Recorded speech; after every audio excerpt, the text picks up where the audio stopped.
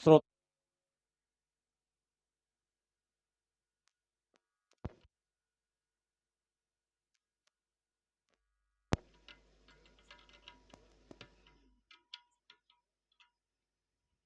जानते हो भैया, जिस समय पूतना गिरी तो इसका शरीर जानते हो कितना बड़ा है बाबा जी। इसका शरीर 1.5 योजन का है, इतनी लंबी चौड़ी है 1.5 योजन। हमने बताया ना, कई बार बताया है, 1 योजन में 4 कोस होते हैं और 1.5 योजन का मतलब 6 कोस। इसका शरीर 6 कोस का लंबा था। नंद किशोर जी डटे हो, अब वही आए हो कहा? हाँ जान बहन तुम वहीं आए हो, खाना आना कुछ खाओ। बोली राजा रामचंद्र भगवान की। श्रोता बंधु, 6 कोस का लंबा इसका शरीर है। जिस समय यमुना जी के एक किनारे गिरी है ना, तो हमारे बाबा कहते चूड़यामास राजेंद्र महदासी तद्भुतम। जितने पेड़ है ना चूड़यामास, सब चूरन हुई गए, धड़ाम से गिरी। लेकिन भगवान ने इसके स्तनों को छोड़ा नहीं। और छोड़ा कब, ये भी बता दूं, जब इसके प्राणों को छीन लिया उस समय भैया स्तनों को छोड़ दिया। लेकिन खेल रहे उसी के सीने पर। सारे नगरवासी जमा हो गए, कहने लगे अरे राम राम सीताराम, ये तो बड़ी समस्या है। ये हमारा लाला इस पापिनी के बाल घातनी के जो है हृदय पर खेल रहा है। ये तो अशुद्ध हो गया है, ये जो है अशुद्ध हो गया है। अब इसको शुद्ध कैसे किया जाए? गोमूत्रेण स्नापित्वा पुनर्गोर्जर्भकम रक्षाम चक्रोश्च सक्ता द्वादशांगेषु नाम भी। गोमूत्रेण स्नापयित्वा, भगवान को गोमूत्र पिलाया गया और उसके बाद गोमूत्र से सारे शरीर को बोलो बोलो नहलाया गया। रक्षाम चक्रोश्च शक्रता द्वादशांगेषु नाम भी। तब कहा भगवान शुद्ध हुए। श्री सुखदेव जी कहते दिल्ली सम्राट परीक्षित से राजन, आज भगवान घर आए, लेकिन अभी खतरा जो है वो टला नहीं। ये बकी मर गई। वास्तविक इसका नाम बकी ही है, पूतना तो नाम बाद में पड़ा। जब भगवान को इसने मारना चाहा, पूतना नाम तब पड़ा।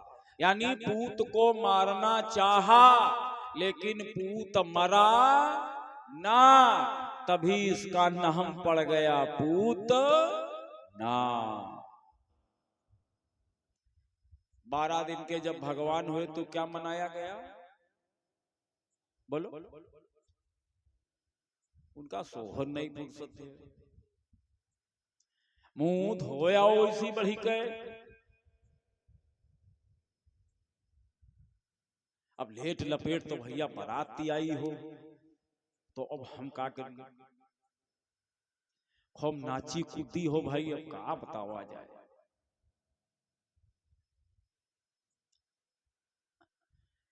श्रोता बंधु, हमारे बाबा जी अवगत करा रहे 12 दिन के जब भगवान हुए तो बरहों मनाया गया। और उसी दिन की बात है, भोजराज कंस के यहां से एक दैत्य आ गया, जिस दैत्य का नाम है सकटासुर। और ये सकट के ऊपर बैठ गया जिस पर भगवान लेटे हुए हैं। और एक में बर्तन वगैरह रखे हुए हैं। ये आया बैठ गया घात में। भगवान ने अपने दाहिने पैर का अंगूठा उठाया और जानते हो क्या करने लगे? चूसने लगे। मानो इसको संकेत कर रहे हैं, इंडिकेट कर रहे हैं कि जैसे हम अपने पैर का अंगूठा चूस रहे हैं ऐसे तुम्हारे प्राणों को चूस लेंगे। लेकिन ये कहां समझ पा रहा। एक बार भगवान ने ऐसा प्रहार किया चरण का, जानते हो एक ही चरण में प्राण पखेरु उड़ गए। श्रोता बंधु, 12 दिन में ये हुआ। और जब भगवान 27 दिन के हुए तो भोजराज कंस के यहां से एक दैत्य और आया, जिस दैत्य का नाम जानते हो क्या है भैया? तृणावर्त।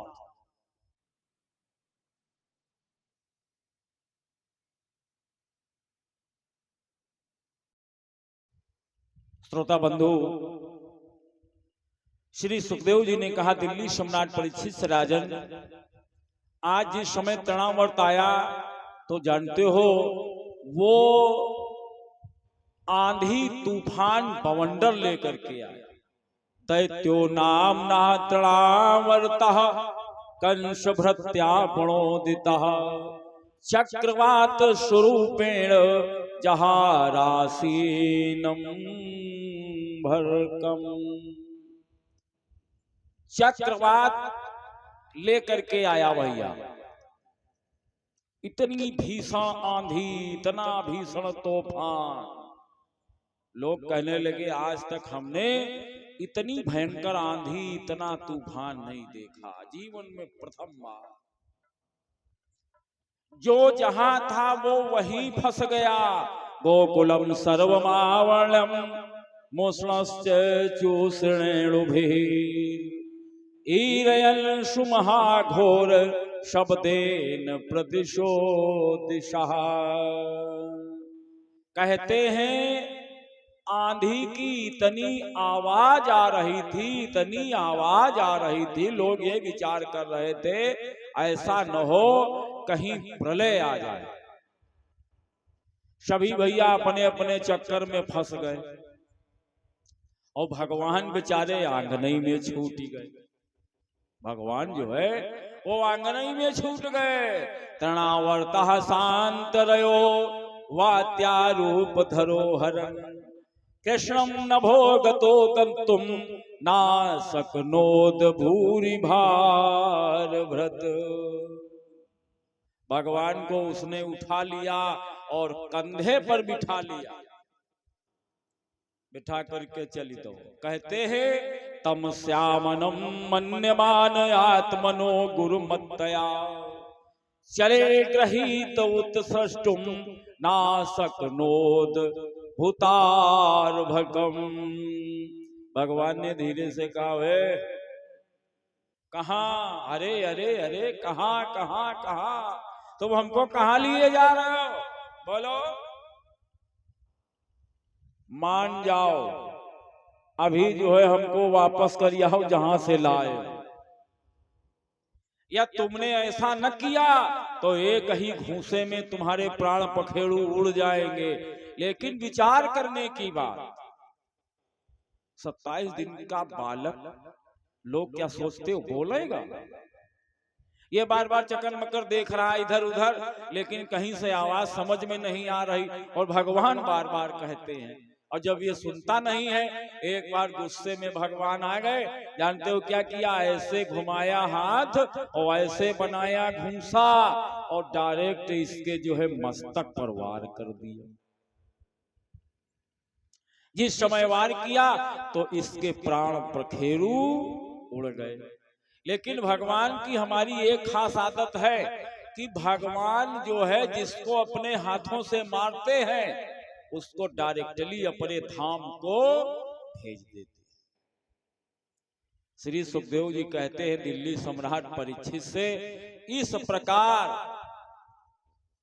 भगवान गोकुल में रह रहे हैं, लेकिन 3 कांड हो गए तो बाबा नंद ने गोकुल छोड़ दिया।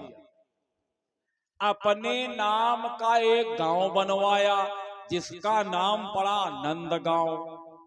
उसमें रहे, लेकिन उसमें भी भैया आए दिन यही उपद्रव। इसके बाद यमुना नदी के किनारे एक बगीचा है, जानते हो काहे का बगीचा है? तुलसी का बगीचा है। उसे लोग तुलसी बाग कहते थे। लेकिन वहां पर एक सुंदर नगर का निर्माण हुआ। उस नगर का नाम जानते हो भैया क्या पड़ा? वृंदावन। लेकिन एक बात है, चाहे इधर से कान पकड़ो चाहे इधर से कान पकड़ो, चाहे जैसे कान पकड़ो, पहले इसका नाम था तुलसी वन और अब इसका नाम पड़ गया वृंदावन। हमने उस दिन कथा बताई थी, तुलसी वृंदा एक ही चीज।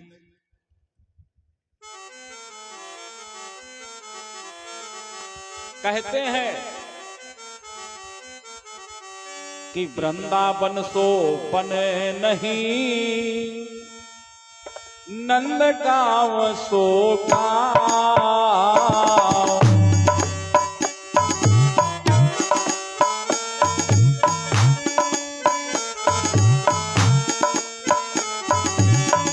बंसी पट सो पट नहीं, कृष्ण नाम सो नाम।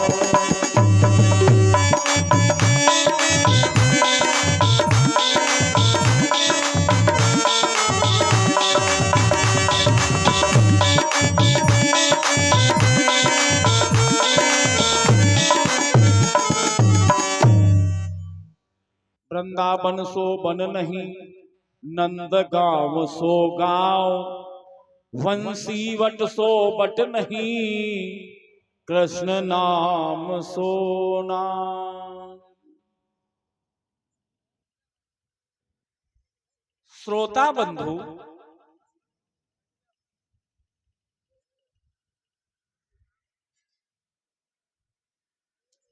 हमारे बाबा जी अवगत करा रहे राजन, इसके बाद दोनों भाइयों के नामकरण संस्कार, नामकरण संस्कार। तो बड़े वाले बेटे का नाम इनके गुरु महाराज गर्गाचार्य, उन्होंने नामकरण संस्कार किया। ये जो रोहिणी के माध्यम से पुत्र पैदा हुआ उसका नाम रखा संकर्षण, क्योंकि हमने कल कथा बताई थी इनका संकर्षण हुआ, खिंचाव हुआ, देवकी के उदर से खींच करके रोहिणी के उदर में प्रवेश किया गया, इसलिए इनका नाम संकर्षण। वैसे कहा वैसे तो बड़े बलवान होंगे, बलराम इनका नाम है, बलदेव है, ऐसे से बहुत से नाम जो है बताए गए। और भगवान का नाम कृष्ण रखा क्योंकि रात के पीरियड में इनका जन्म माना गया, तो इसीलिए इनका नाम कृष्ण। बहुत से माधव, गोविंद इत्यादि बहुत से नाम बताए। भगवान वृंदावन में रह रहे हैं, लगभग इनकी आयु 5 वर्ष की हो चुकी है। कितना? 5 वर्ष।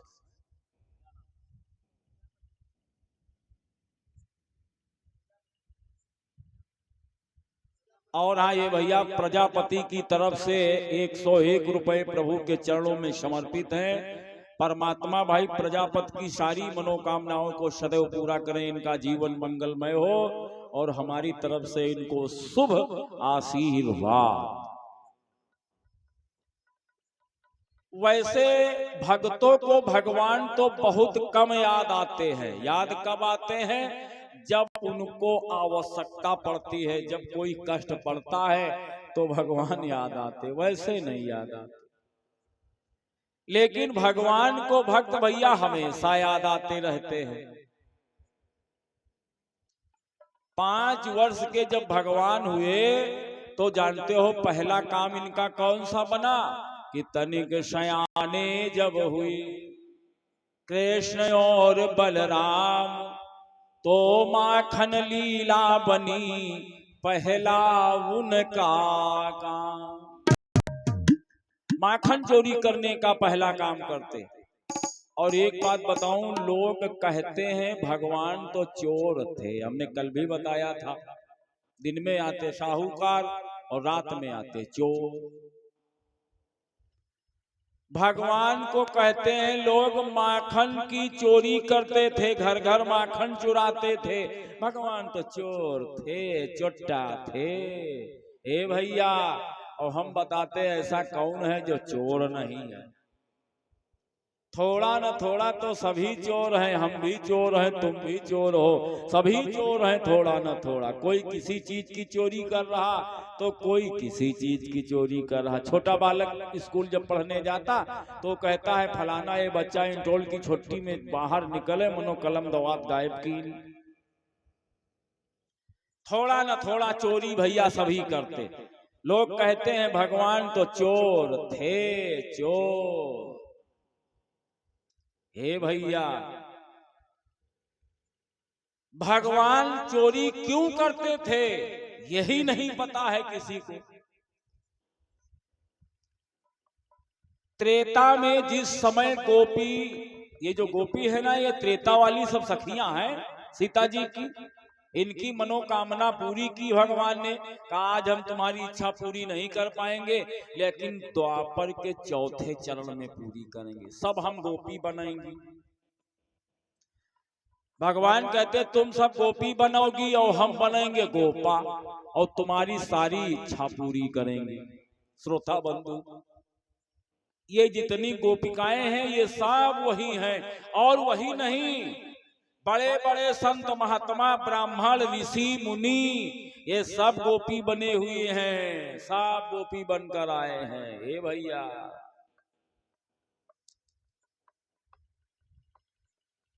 कोई कोई तो कहते हैं भगवान नाचते थे, भगवान तो नचनिया थे।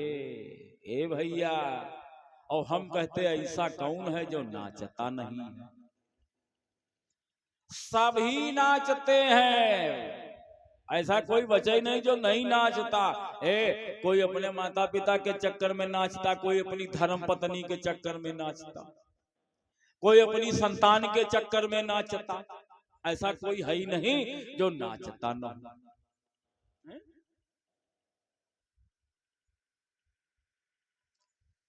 इस धरती पर बैठे हो ना, क्या ये नहीं नाचते? ये भी तो नाचते। क्या ब्रह्मा विष्णु महेश नहीं नाचते? वो भी नाचते, सभी तो नाचते। और हाँ, ये भैया हमारे नंद किशोर पाल जी हैं, हमारे गांव से आए हैं और इनकी ससुराल है यहाँ पर। अब अच्छा भैया राम सहाय तो यहाँ है नहीं अत्ते खन, तो बताओ उनकी ड्यूटी कौन पूरी करे? तो इसीलिए भैया नंद किशोर जी आ गए, और खाली हाथ थोड़ा ही आए हैं, 101 पुष्प मुद्रिकाएं लाए हैं। परमात्मा भाई नंद किशोर पाल की सारी मनोकामनाओं को सदैव पूरा करें, इनका जीवन मंगलमय हो, और हमारी तरफ से इनको शुभ आशीर्वाद है। आज राम सहाय हम जन कहूं खुशिए हैं,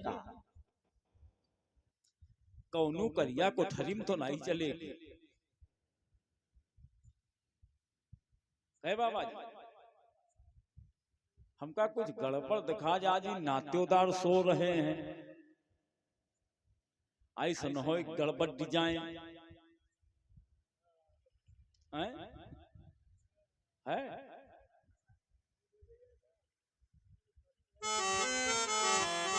श्रोता बंधु कहते हैं कि सबसे पहले ब्रह्मा नाचे गए कमल के माथे। सबसे पहले ब्रह्मा नाचे गए कमल के माथे।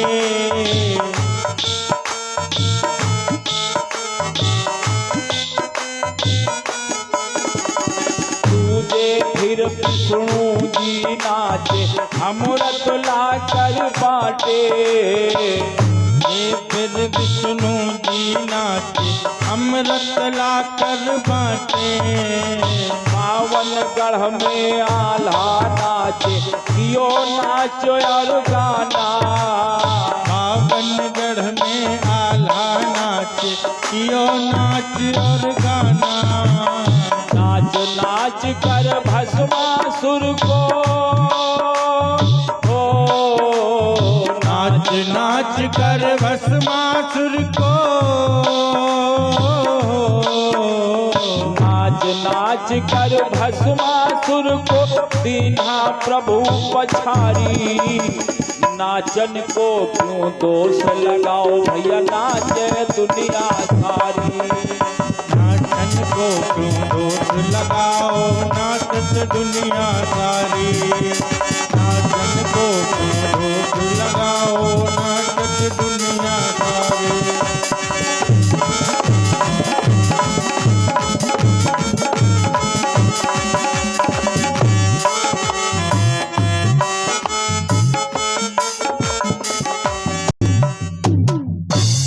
सबसे पहले ब्रह्मा नाचे गए कमल के माथे, और नाच नाच कर भस्मासुर को दीन्हा प्रभु पछारी। और नाचन को क्यों दोष लगाओ भैया, नाचती दुनिया। और यदि भगवान भक्ति में नाच रहे तो क्या खराब काम कर रहे, बोलो।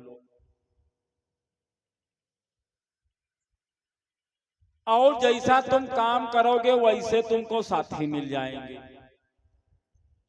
चोरी करे लागो तमाम चोर, भांग खाए लागो तमाम भंगेड़ी, गांजा पिए लागो तमाम गंजेड़ी।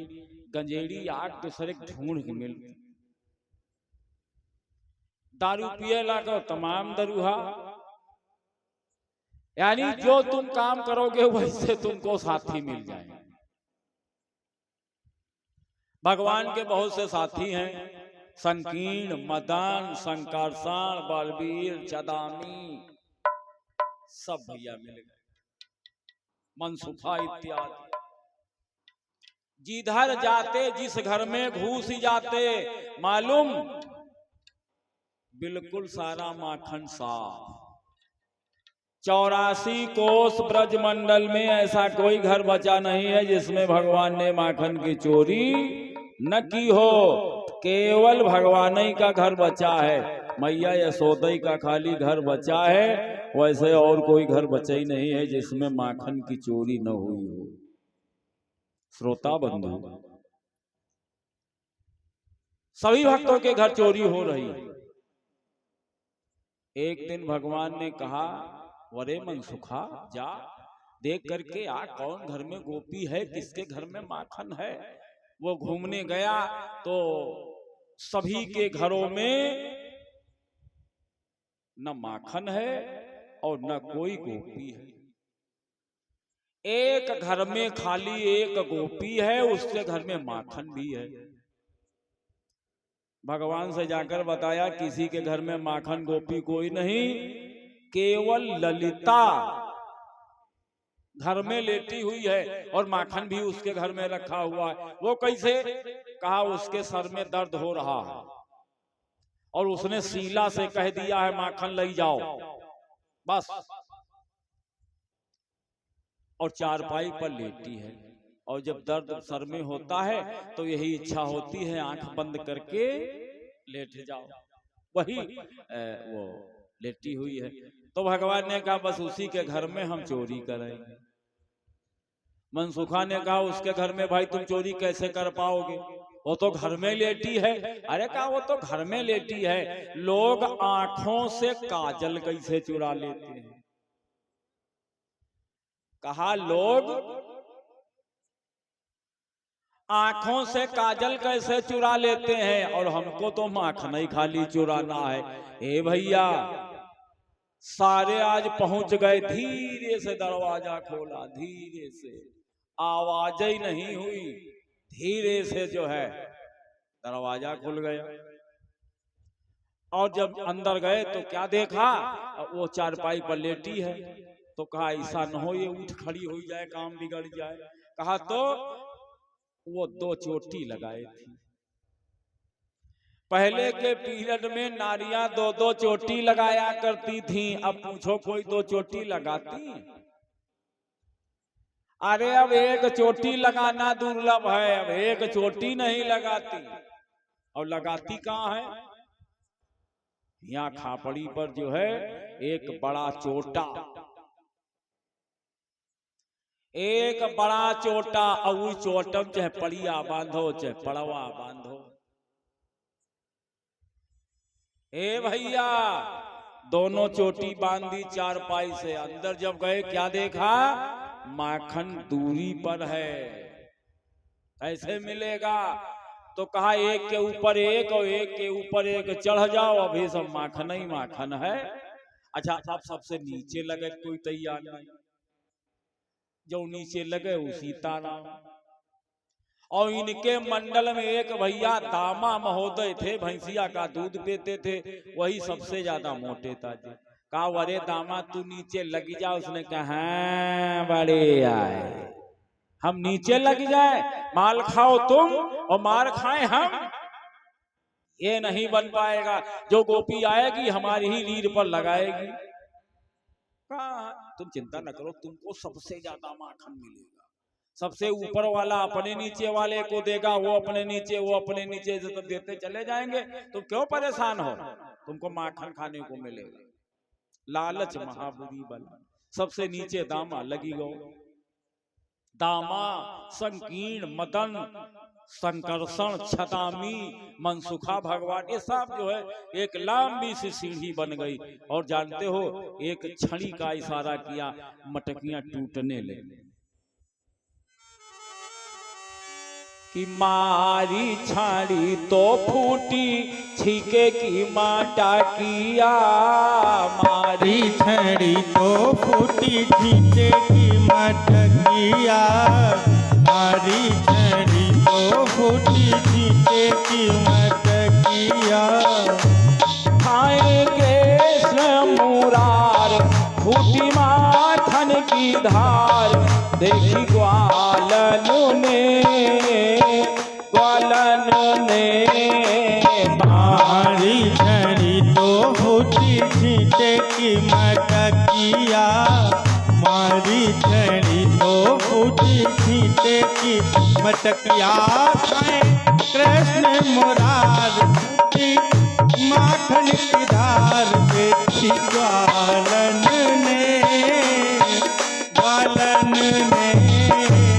मारी छड़ी तो फूटी, छीके की मटकिया।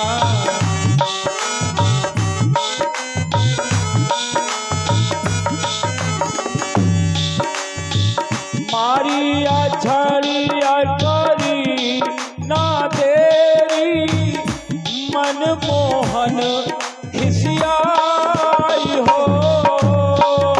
मारी छड़ी करी ना देरी, मनमोहन खिसियाई हो।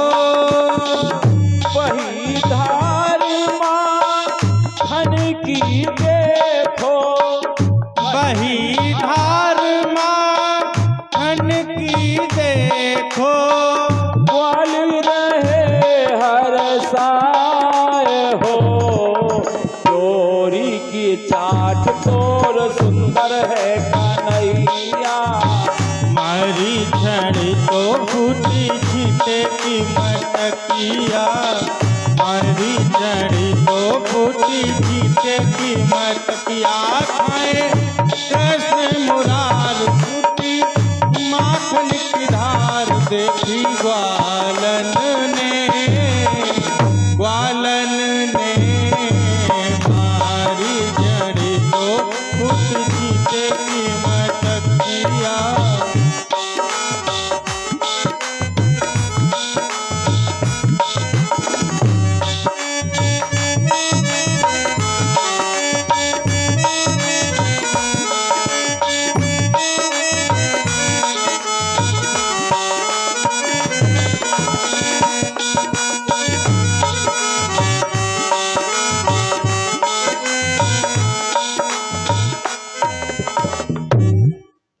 सभी भैया माखन झमाझम खाने लगे। और इधर गोपी के कान में आवाज पड़ी मटकिया टूटने की। अब उसको बेचारी को क्या पता, अंदर बड़े बड़े मटके डटे।